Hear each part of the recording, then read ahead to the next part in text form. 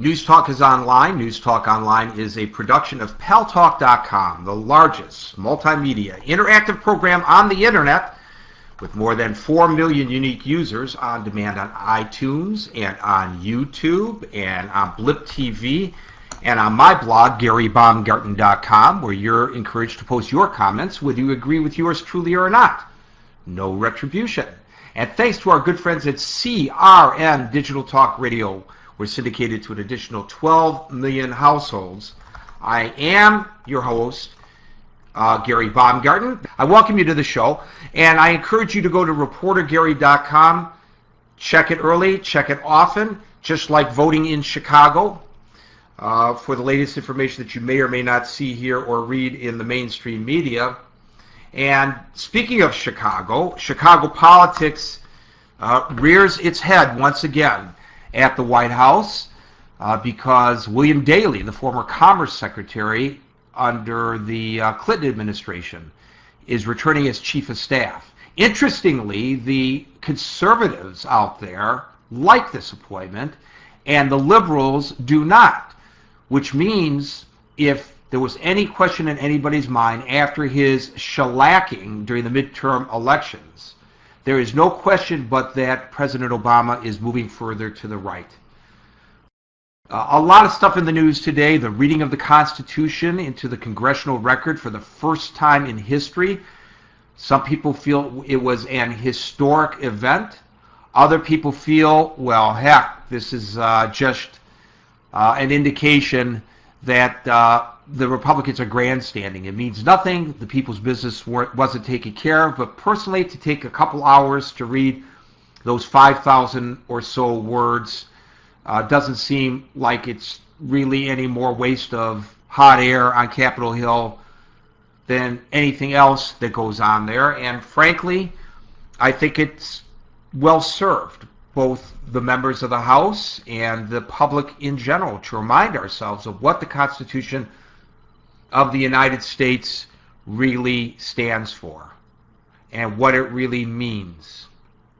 And another major story that has broken today: 2 incendiary devices have gone off in government offices in Maryland, apparently package bombs. Fortunately, none of the injuries, dozen or so, are considered serious or life-threatening. Our good friend Jonathan Wolfman, my most prolific contributor and correspondent at reportergary.com, who was my guest yesterday, never expected he'd get a call today because he lives there in Maryland, in suburban Washington, D.C., and I asked him to cover this story for us, which he did. His story is the lead piece at reportergary.com, and he's back with us again today, unexpectedly, because of this breaking news, to tell us all about this. Jonathan, welcome to News Talk Online on the Pal Talk News Network once again. Well, good evening, Gary. Glad to have you with us.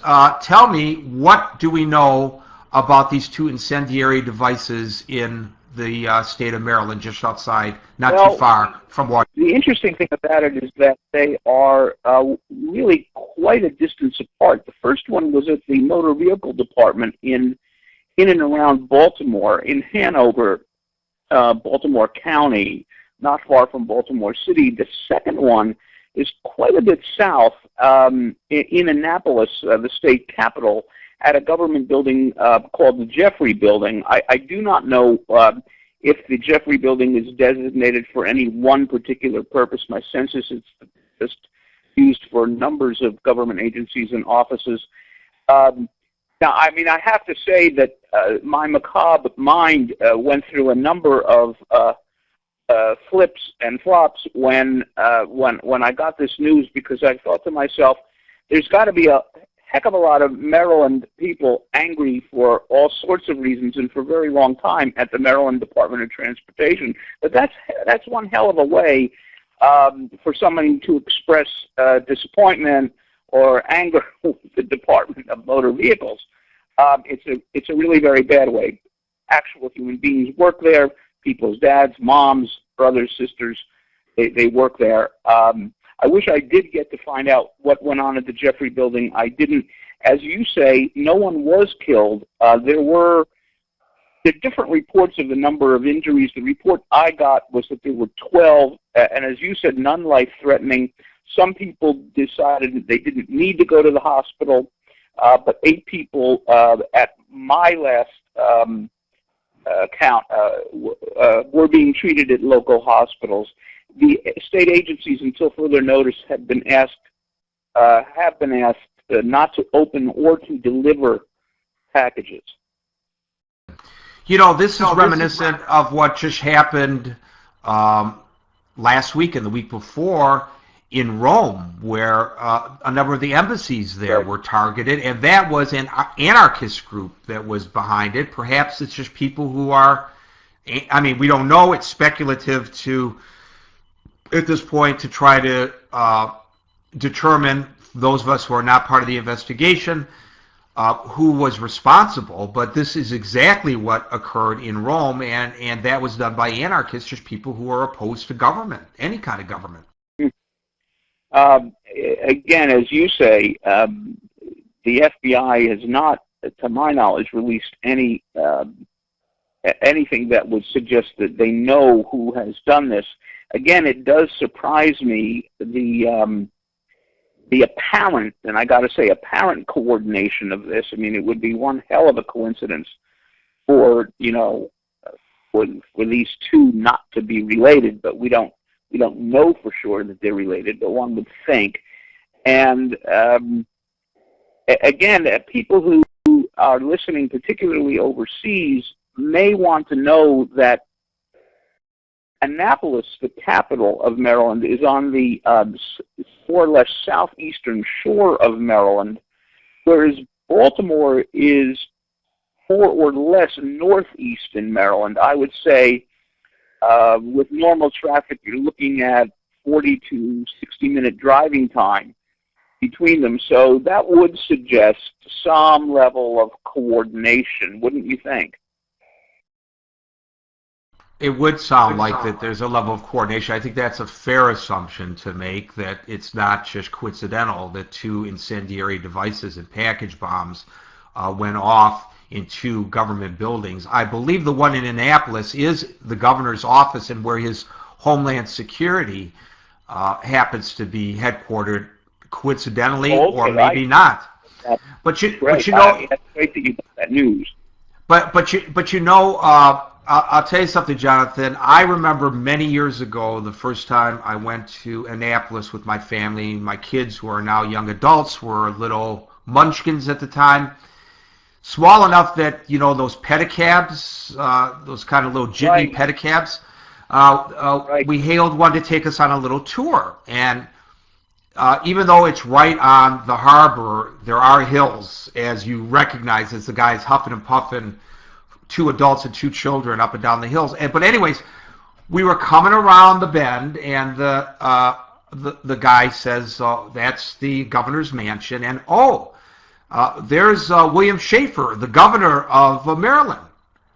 Hello, governor. And we all waved to the governor, and he waved back. He was going for his constitutional, all by himself. No guards, no police, no entourage, just going for a walk like you or I might want to do. I presume that the current governor of Maryland wouldn't feel comfortable doing that any longer these days. Right. And what you're saying, Gary, and again, this is for people who don't know Maryland, it speaks to the nature of Annapolis itself. People, when they think of Annapolis, of course, think of the United States Naval Academy, and it's an enormous presence. At the same time, Annapolis itself is a quaint little town, in parts of it not remarkably different from the centers of places like Savannah, Georgia, cobblestone, brickwork, really very quaint and pretty, very nice shops, and a great place to stroll, as you say. And then, of course, at the bay, at the Chesapeake, is this enormous naval facility. Well, back then, Jonathan Wolfman, we just drove on to the Annapolis complex. There was a guard, and he just kind of barely looked at us as we went by. I'm sure today you can't do that either.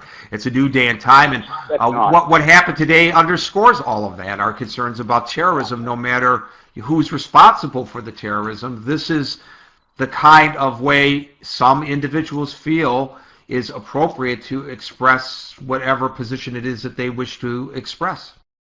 Well, you're making a very important distinction for the listeners, I think, and that is this.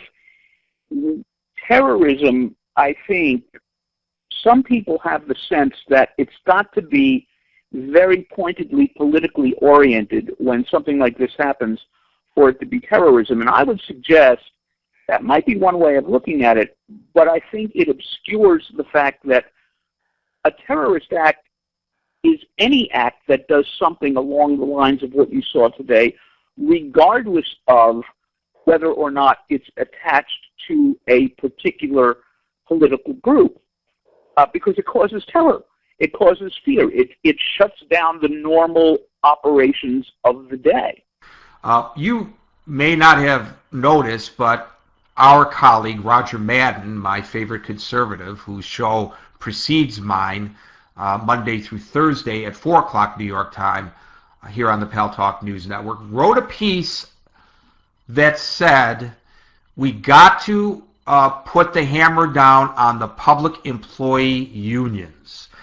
This is the reason this country is in the financial mess that it is in today. And today you wrote for the Pal Talk News Network site at reportergary.com a counter-argument to Roger Madden's, in which you suggested that, hey, these unions that are fighting for decent salaries and benefits for their people don't recognize that the majority, the vast majority of people who are fortunate enough to have union contracts that provide them some kind of job security and protection are paid below the standard of living in the communities within which they reside. Yeah, and I think one of the points I made in the piece earlier today, Gary, is that all of the people you find criticizing, if not condemning, public employees, union workers for for harming our economies in the various states, not one piece of writing from these people have I read that suggests that they're willing to give up a single public service. What they want is Mr. and Mrs. Public Employee to give them increasing number of services for decreasing pay and decreasing benefits. And in fact, the irony is they've been getting some of that. I mean, if you look across the United States, and I don't have actual numbers with me, but a little bit of research will bear this out. Benefits for public employees have been eaten away steadily over the past 15 to 20 years. One of the figures I did report in my piece today was that a person in New York City, a public employee in New York City, will start in the low 40s, around $41,000, $42,000. And you and I both know that living in New York City, that's not living high on the hog by any stretch of the imagination. And if you combine that with decreasing with a decreasing amount and having to increasingly pay for on your own benefits, that's not something that should make anyone's heart feel warm. It's just not. No, $40,000 a year is insufficient to live with the cost of living as it is in New York City. I could tell you from very personal experience living here. That being, I got to cut you off, Jonathan, because we are out of time. Yeah. We actually ran over. Thank you, my brother, for bailing me out again today. And I'll be back at 5 o'clock New York time tomorrow for another edition of News Talk Online on the Pal Talk News Network. Until then, peace out.